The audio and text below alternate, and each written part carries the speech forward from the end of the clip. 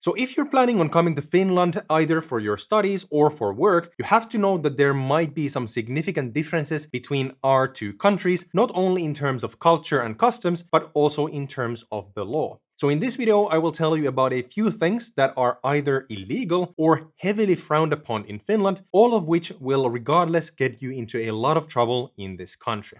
Alright, so the first thing that will get you into a lot of trouble in Finland is avoiding taxes. So as I've mentioned in some of my previous videos, Finland does have high levels of taxation when compared to many other, even European nations, and this might come as a shock to some international students and workers when they move to Finland. This might also sometimes lead to a situation where people try to find ways not to pay taxes from their income. A common way that people try to do this is by working as an undeclared worker. So working as an undeclared worker means that workers conceal their work to avoid employer obligations. This, on the other hand, means that the salary paid to a worker is not declared to the Finnish tax administration, and the employer does not pay the employees social insurance payments such as employment pensions, unemployment insurances, and accident insurance premiums. Because all of these are taken into account when a salary is paid as a direct bank transfer, undeclared work is often paid in cash. In Finland, it is extremely rare for salaries to be paid in cash. This is actually something that you should take into account,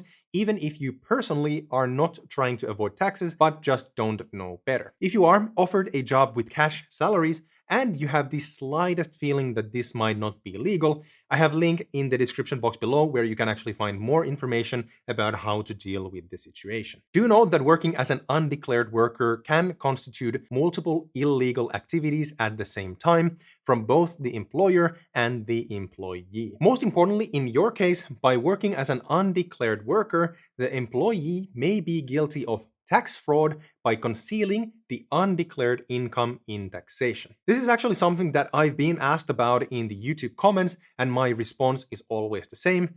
Not only is this highly illegal for both the employers and the employee, but it's also extremely highly frowned upon when it comes to the Finnish culture. By living in this country, we have all agreed to pay our fair share of taxes so that we can continue enjoying the many social benefits and the well-functioning public sector that come with them.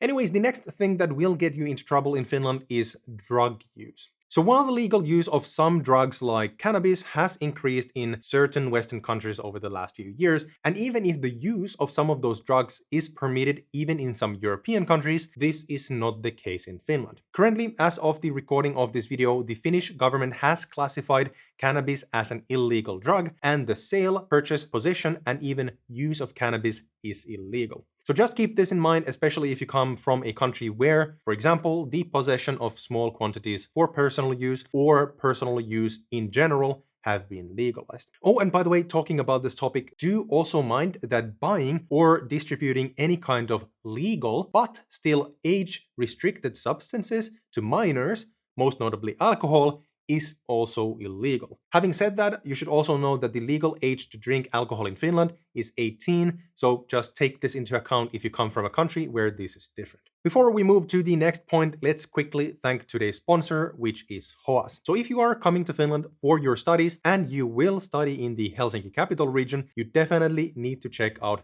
HOAS and their apartments. So HOAS, or the Foundation for Student Housing in the Helsinki region, is a non-profit foundation that rents, builds, and maintains student apartments in the Helsinki metropolitan area. I've personally been living in their apartments basically throughout my studies, and I can wholeheartedly recommend that you apply for one of their almost 10,000 apartments in the Helsinki region. So not only are their apartments super affordable, but they are also really well located around the metropolitan area. So no matter on which campus you study, you will be well located to commute to the campus and back home. More information about HOAS and all of their apartments through the links in the description box below. Alright, so moving on to the next thing that you have to avoid specifically if you come to study in Finland, which is plagiarism and all other kinds of academic cheating. So plagiarism refers to the practice of taking someone else's work or ideas and passing them off as your own. Basically, this means that you intentionally or unintentionally fail to properly cite your sources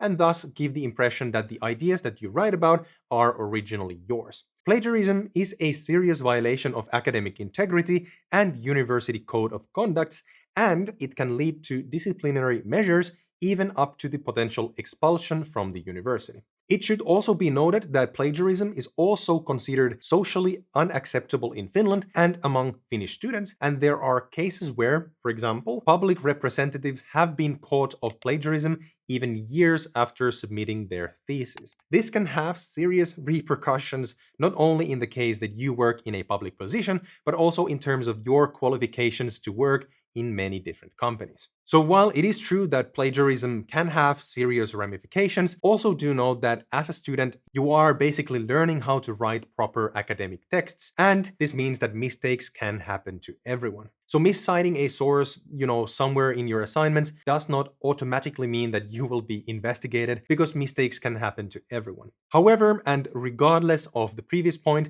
it is still your responsibility not only to become familiar with the university exam regulations, Code of Academic Integrity, and the University Code of Conduct, but to also learn proper academic writing and referencing techniques. So the funny thing is that I'm just now realizing that this video is pretty dark in its theme. So just to clarify, my intentions are not to say that I'm onto you, but rather to clarify some of the things that people have been asking me over the years and some of the issues that I know that some international students have had in Finland in previous years. Anyways, continuing to the next topic, which is actually really serious, and I really hope that you also take this seriously as well. So to be as direct as possible, in Finland, unwanted sexual approaches and or reaching one's personal space or right to choose is considered a very serious offense. Whether or not specific actions, especially in regards to sexual approaches, are illegal is a totally different case, and I'm not the correct person to even talk about this issue.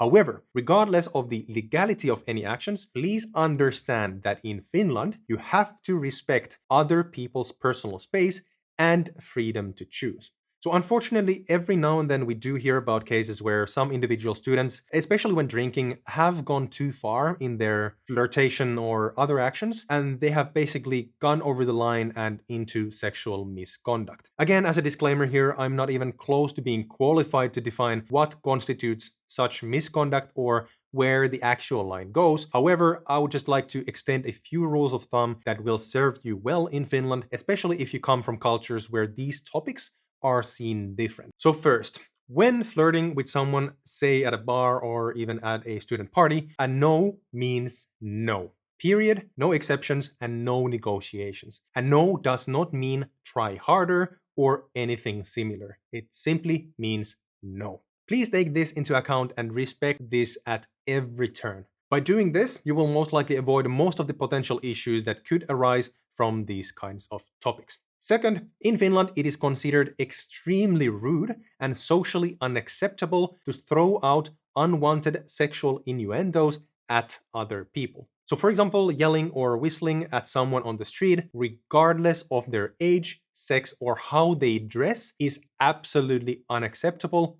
Period. The same goes to any unwanted physical contact in any scenario, whether it be on the street, at a party, or even on a date. So please respect other people's personal space. And again, if you're not quite sure whether, for example, certain physical contact is warranted or wanted, just avoid it. So please know that sexual misconduct can be a serious violation of one's personal rights, and this can have real consequences, not only in terms of disciplinary actions from the school, but also potentially from the police. Also, the same rules go to work life as well. However, I would say that all social rules regarding flirtation and sexual behavior are even more so emphasized at work compared to, say, student life. So while flirtation is sometimes a part of students' lives, and for example, a lot of people meet their future significant others at school or say at a student party, the same does not go into one's work. Not only are there very, very strict rules and laws about sexual misconduct in the workplace,